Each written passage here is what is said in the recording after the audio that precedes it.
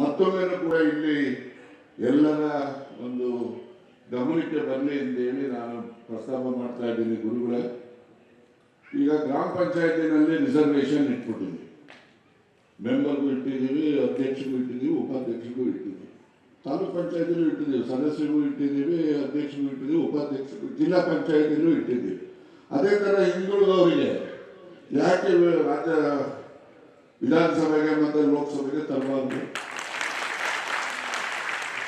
ಅದು ಬಂದಾಗ ಮಾತ್ರ ರಾಜಕೀಯ ಅಧಿಕಾರ ಇದೆಯಲ್ಲ ಭೂಮಿ ಮೇಲೆ, ಅದು ಒಂದು ಅತಿ ಹೆಚ್ಚು ಶಕ್ತಿಶಾಲಿ ವಸ್ತು ಅಂತ ಹೇಳಿದ್ರೆ ರಾಜಕೀಯ ಅಧಿಕಾರ. ನಿಮಗೆ ರಾಜಕೀಯ ಅಧಿಕಾರ ಗಳಿಸ್ಬೇಕು ಅಂತ ಹೇಳಿದ್ರೆ ಇವತ್ತು ನಾವೆಲ್ಲರೂ ಕೂಡ ಬೇರೆ ಹೊಸ ಆಯಾಮಗಳನ್ನ ನ್ಯಾಯಯುತವಾಗಿ ಸಂವಿಧಾನಬದ್ಧವಾಗಿರ್ತಕ್ಕಂಥ ಹಕ್ಕನ್ನು ಪಡಿತಕ್ಕಂಥದಕ್ಕೆ ಚಿಂತನೆಗಳಾಗಬೇಕು. ಆ ದೃಷ್ಟಿಯಿಂದ ಈ ವಿಧಾನಸಭೆಗಳಿಗೆ ಮತ್ತು ಲೋಕಸಭೆಗೂ ಕೂಡ ಹಿಂದುಳಿದ ವರ್ಗಗಳಿಗೆ ಹಿನ್ನೆಲೆ ಯಾವ ರೀತಿ ನಾವು ಮಾಡಿದ್ದು ರಾಜ್ಯ ಸರ್ಕಾರ ಮಾಡ್ತಕ್ಕಂಥದ್ದಲ್ಲ, ಅದು ಕೇಂದ್ರ ಸರ್ಕಾರ ಮಾಡ್ತಕ್ಕಂಥದ್ದು. ಆದರೆ ನಾವು ಕೇಳಬೇಕಲ್ಲ, ನಾವು ಕೇಳುವಂಥದ್ದು, ಧ್ವನಿ ಎತ್ತುವಂಥದ್ದು ಎಲ್ಲ ಹಿಂದುಳಿದ ವರ್ಗಗಳಲ್ಲಿ ಬರಬೇಕು ಅಂತಕ್ಕಂಥ. ಈಗ SC ರಿಸರ್ವೇಷನ್ ಇದೆ, ST ರಿಸರ್ವೇಷನ್ ಇದೆ.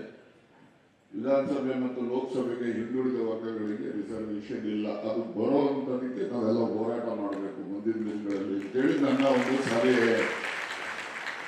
ರಾಜಕೀಯ ಅಧಿಕಾರ ಇಲ್ಲದೆ ಇದ್ದರೆ ನೀವೇನು ಕೆಲಸ ಮಾಡೋಕ್ಕಾಗಲ್ಲ.